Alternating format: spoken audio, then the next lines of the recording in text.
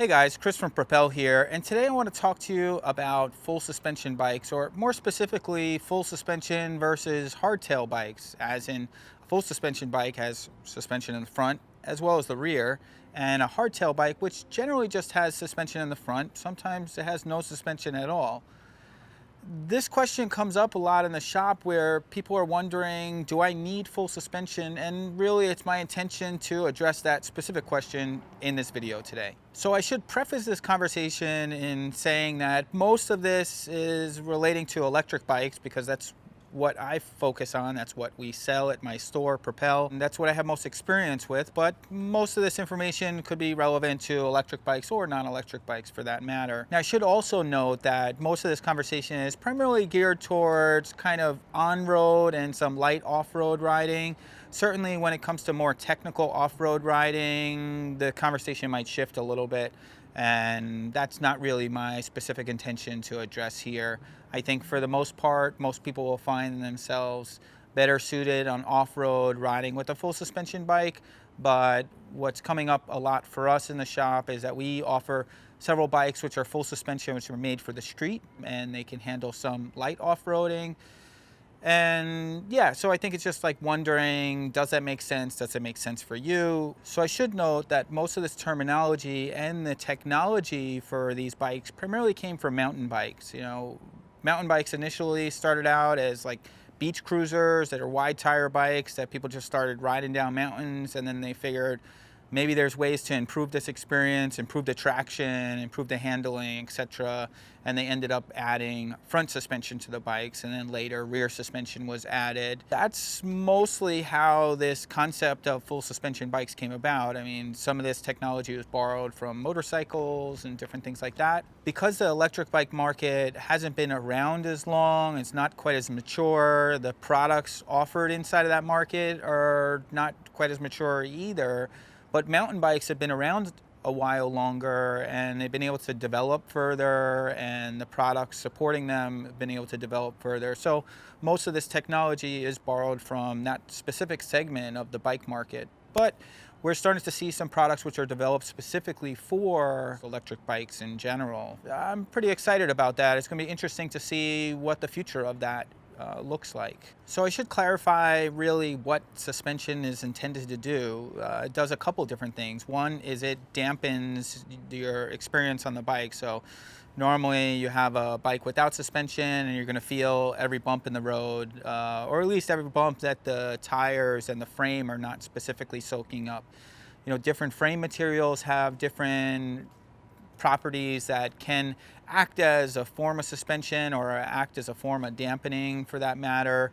For example, aluminum is a very stiff material, as well as carbon, although it really depends on the way that it's actually made or the materials are placed inside of the frame. Whereas steel and titanium tend to have some dampening properties in them. So it's not specifically suspension, but it creates a similar experience where you're riding along and you might not feel the bumps as much, or you might not feel the rigidness of the road. But suspension is intended to perform a similar task where you ride over bumps or rocks or depressions in the road, whether it's potholes and that sort of thing, which a lot of people tend to experience specifically on bikes riding on the street. So instead of getting jolted by every imperfection in the terrain that you're riding on, the suspension soaks that up and you have a much smoother experience. But beyond that, it also helps to keep the wheel and tire planted on the ground, which improves the traction and handling, which ultimately really improves the safety of the bike. So the suspension has two primary functions. It's improving the traction by keeping that wheel planted on the ground, and it's improving the comfort by isolating the rider from the imperfections in the terrain. So if that's the case, naturally you just want more suspension, right? I think there could be such a thing as too much suspension, and also, for that matter, it could be overkill for certain tasks. Funny thing is, I know a lot of people in Holland watch these videos, and they say that a bike should not have suspension, it shouldn't have a chain and gears, it shouldn't have disc brakes. But here we like a little bit more sport and that sort of thing, so tend to like bikes with suspension and gears and a chain and disc brakes, etc. It's not all about just the utility of the bike. But the suspension can provide some level of utility as far as the safety utility, I guess you could say. But the suspension also adds cost to the bike. It can add weight. It can require more maintenance. If you compare a fork on the bike with no suspension and a fork on the bike with suspension, over time that suspension will need service. So there's some additional costs associated with that. There's additional time that you need to put into servicing that part. And overall, the price of the bike and the complexity of the bike will change as a result of adding suspension to it. So that's something to consider. Now, we're just at the moment talking about suspension in general, but in talking about a bike with front suspension compared to a bike with front and rear suspension, there's some differences there as well. So as I mentioned, suspension is going to add weight, it's going to add costs, it's going to add maintenance costs because there's just more movable parts, more wearable parts, and those things can cost money. When people are considering, do I really need it? It's tough to say. I mean, if you want the most comfortable, the safest bike, it's probably not a bad idea. Personally, I really appreciate having full suspension, especially on a faster bike, because as you go faster, the imperfections in the terrain can become more pronounced and it can kind of move you and your bike more. So having that suspension, keeping myself planted on the bike, I feel safer and more comfortable. So I really appreciate that. But I understand everybody doesn't necessarily want to add the extra $1,000 plus for adding rear suspension to the bike. Maybe they say, I want the comfort, but I'm not going to go that fast, or I feel like I'd rather take the risk, or maybe your terrain is not as rough. And maybe just adding a suspension seat post is going to add similar properties to the bike. Now, we recently did a review on the Connect seat post. There's another one called the Cane Creek Studbuster seat post. Both of them are really great options, but even the most basic suspension seat post is going to add to comfort, but it's not necessarily going to add on the traction stability side of things. It might improve things slightly. So as you're hitting those bumps, that suspension is going to give a little bit, so the wheel has a little bit more of a place to go, and you won't feel that as much, and I think you'll have some of the ability to absorb things a little bit more. Now, I should note that tires also have a really big factor here as well. So having a bike with wider tires, those tires are going to provide some level of suspension, some level of isolation from you and the terrain. Now, you might be thinking, you know what, where I ride, it's all really smooth. I keep it pretty chill. I don't really need to go super fast or anything like that. Then probably having suspension is not really necessary. It's not really a big deal for you. For me, I might be a bit biased. So most of my riding experience happens to be in New York, well, specifically New York City. Now it's an urban environment, but the roads are really rough. So I found that having wider tires, having suspension really improves the ride experience, because from my experience, riding in New York City can be just as rough and sometimes rougher than riding off-road. Now you're riding through big potholes, really rough asphalt, and I think having full suspension riding in that environment is great. Personally, I really love riding the Riese and Muller Load. It's a full suspension cargo bike, and I really like that because of the suspension. I feel really comfortable. I also happen to have a back injury, so kind of isolating myself from that is really helpful and something I find personally to be important. I also like to ride fast, so riding fast with suspension is really helpful because, as I said before, as you go faster, those bumps in the road become really prominent. So you're riding 10 miles an hour and you hit a small bump in the road, you might feel it a little bit, you might hardly feel it at all. You have relatively wide tires, even if you don't have front or rear suspension, it could usually absorb that pretty well. But as you go faster, you're going to feel that a lot more pronounced. So now I should also note that my perspective on suspension might be a little bit biased because I've had a lot of experience with this particular bike brand that we work with called Riese and Muller. They make a lot of full suspension bikes that are primarily made for the street. And this was kind of a new concept when they introduced this years ago. I mean, one of their first bikes they introduced in 1994, which is the Riese and Muller Birdie. It's a full suspension folding bike, which that was a very revolutionary idea and very out of the norm for most of these things. Most folding bikes at that time were pretty basic and they were made to be really cheap, but they wanted to provide a folding bike that they could travel with and have a much better experience and still have the sporty type ride that they would normally find on a road bike or a mountain bike. And that was the principle and the idea behind the Birdie. It really was very well received, and it still continues to be one of the leaders in the folding bike space. Since then, they introduced many full-size bikes with full suspension, and then ultimately they started working with electric. And in somewhere around 2011, they decided that all their full-size bikes, which are full suspension, are going to be electric because it just makes sense. It's a good mesh between the two. And they call their full suspension control technology. And basically the idea, as I stated before, it's really a lot about safety and control of the bike beyond just the added comfort that you get from suspension. Because keeping that wheel on the ground, more so keeping both the wheels on the ground, is really improving the safety, especially as you go faster, which is something that you might find yourself doing on an electric bike. Interestingly enough, that when they first introduced their non-full suspension bikes, they called them a different name. They called them Blue Label, and later they integrated that into the Riese and Muller brand. Now they have full suspension bikes, and they have bikes that have just front suspension, but if the bike has front suspension, it will generally also have a suspension seat post. Those bikes also generally have wide tires, and part of that is also for that suspension property. So I tend to be a little bit biased in leaning in that direction. I think that especially on electric bikes, you should have comfort, you should have stability, you should have really whatever you want, because you have that electric motor that's going to help you address a lot of the other concerns you would normally have on a bicycle. Keep in mind that when you have a road bicycle, a lot of times the bike is very focused on just being very lightweight. And so generally they do certain things to make that bike very lightweight.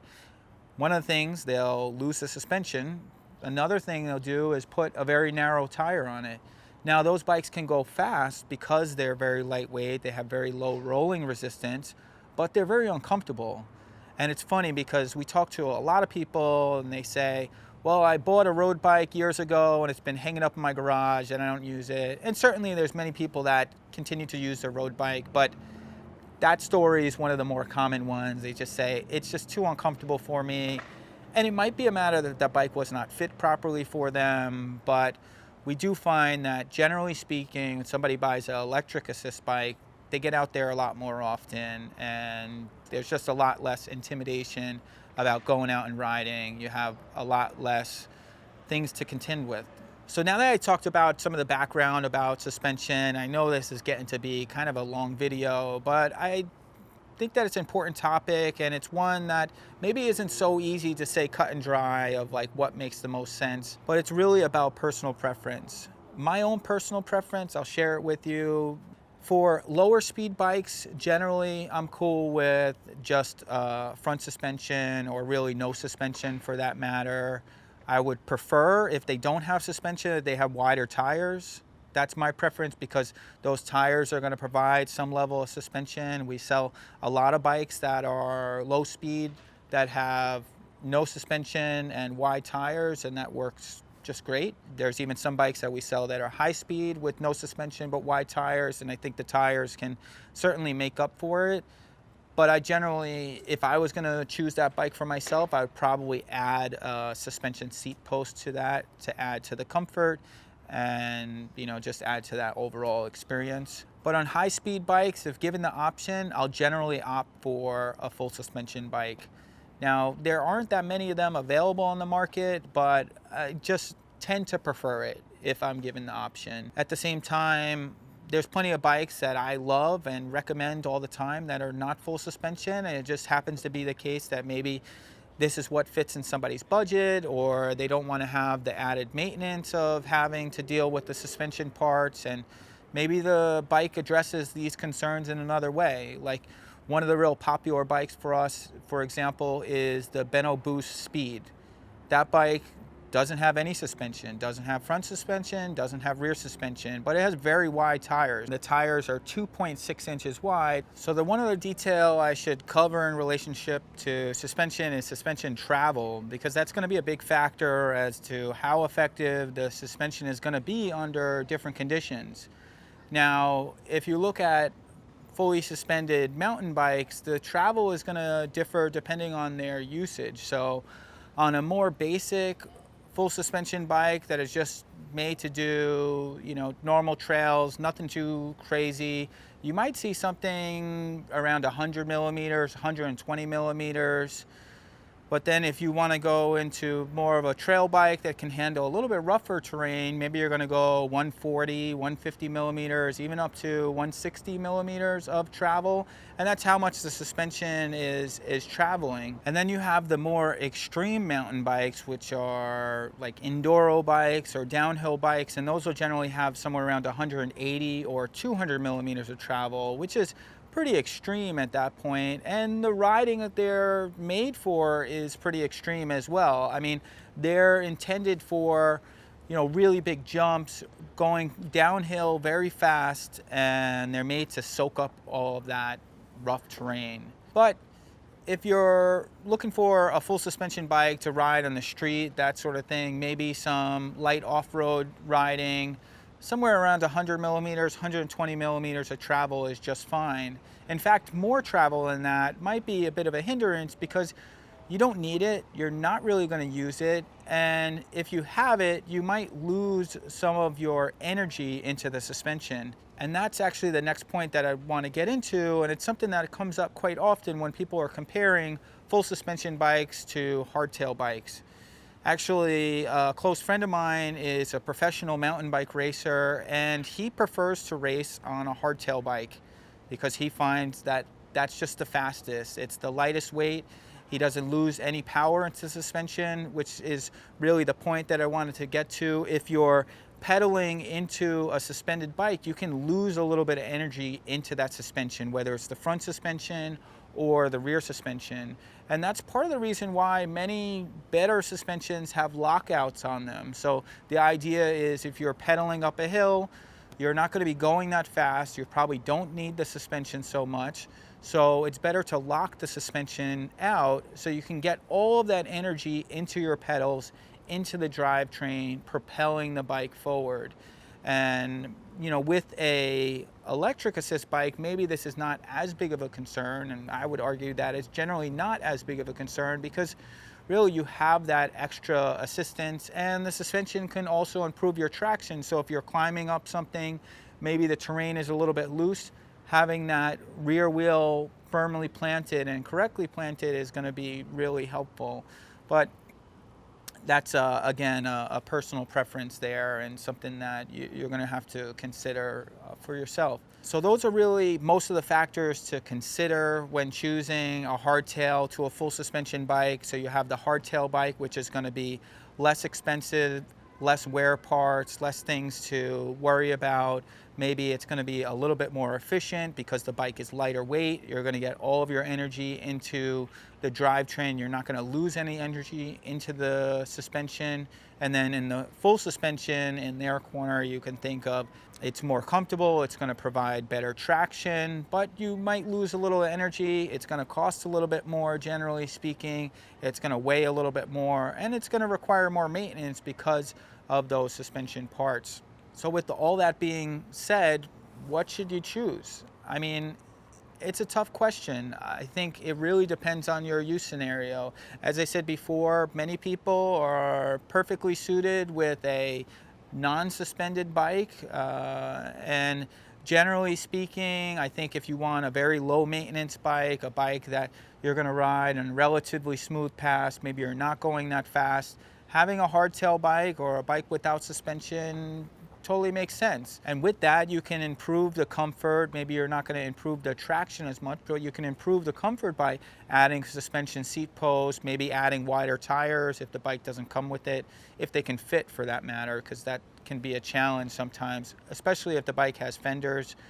You can have a challenge fitting wider tires under those fenders, but that really all depends. And I think this is the reason why you see most simple city bikes don't have suspension. You know, if you look at maybe the bikes that are intended to take the most beating and that sort of thing, you look at like a bike share bike, for example, like city bikes in New York City. Those bikes, they have no suspension, they have relatively wide tires, and they use that to improve the comfort of the bikes, but they're really made to have minimal wear parts and require very little maintenance. If, however, you want the safest, most comfortable, the most sophisticated bike, probably going with the bike with full suspension might make sense. I tend to really enjoy having a full suspension bike. As I said before, I have back trouble, so having that suspension really improves my comfort. I will say, you know, having a suspension seat post is a close second there, so not a bad thing to consider, especially if you already have wide tires on the bike. But having that rear suspension on the bike generally is going to have a lot more travel than you'll find on a suspension seat post, and as a result, it's going to soak up the rough spots of the road a lot better and really improve the comfort. For me, having the fastest, lightest bike is really not on the top of my priority list. It's more about being comfortable, being able to ride for long distances without pain, and feeling very stable and safe on the bike. You can get those similar results with a bike with wide tires and some suspension, but having a full suspension bike is really gonna improve that. So based on all this information, you might be thinking like, oh, Chris is saying that I should get a full suspension bike, and that's not necessarily true. I think that there's plenty of bikes on the market that function exactly as they're designed to, and they work excellent for their purpose. And I think a lot of bike designers, or at least good bike designers from my perspective, take these things into consideration. I mean, I think that when you design an electric bike, it should take suspension into consideration. This should be a very important factor. Now, although I really love full suspension bikes, there's plenty of bikes that I love that have no suspension at all. Actually, some of my favorite bikes have no suspension. I mean, Turn makes some amazing bikes, like the Vectron, the GSD, the HSD has front suspension, but the GSD and the Vectron have no suspension, and they're great bikes. But how does that work? I mean, you know, Benno, for example, they have pretty much their whole lineup actually has no suspension. I think they might be working on adding something. I don't know, maybe I'm not supposed to talk about that. It seems that they use other technologies, primarily just the tires, the width of the tires, to improve that sort of element, you know, to create some level of suspension. I mean, if you ask me to ride a bike with really narrow tires, with no suspension, I probably would opt out of that one. I mean, plenty of people are into that. That's just not my thing. And that's, from my perspective, I don't think that electric bikes should be designed that way. I think that they tend to go faster, or they tend to have greater forces on them, and having that wider tire with greater traction makes a lot of sense. Now, I'm sure somebody's going to argue that this is a terrible idea, but that's my perspective. I'm allowed to have one, right? You know, suspension, no suspension. I think that it makes sense to have some. It really depends on your specific use scenario. If you want something very low maintenance, it might make sense to opt out of that. It's not like there's a huge amount of maintenance, especially if you're riding full suspension or a front suspension bike in an urban environment. And some manufacturers create full suspension bikes that are intended to be lower maintenance, like Riese and Muller, for example. I know I keep on bringing them up, but I think in a lot of ways they're the ones that really sold me on this idea of full suspension. And they actually use a single pivot design for their suspension, and part of the intention behind that is less moving parts. So I think that's about all that I want to cover on this particular topic for right now. I'm sure that you guys are probably going to have some comments, some feedback. You're going to tell me that I'm wrong. That's okay. This is what I know. This is what I experienced. This is what I've experience through talking with a lot of people. I think that having suspension's great. Having comfort on the bike really is what it's about, and having stability and safety. So whether you're getting that from wide tires or suspension fork or a suspension fork mixed with a suspension seat post, whatever it is, I just recommend considering that. That the more comfortable that you're going to be on the bike, the longer you might ride the bike, the more you might get out there on the bike, and the higher possibility you might end up replacing that car trip with a bike trip. I really like that idea. So I hope you guys enjoyed this. If you have any questions, comments, leave them below, reach out. Always happy to help. And I look forward to seeing you in the future. Well, see you soon.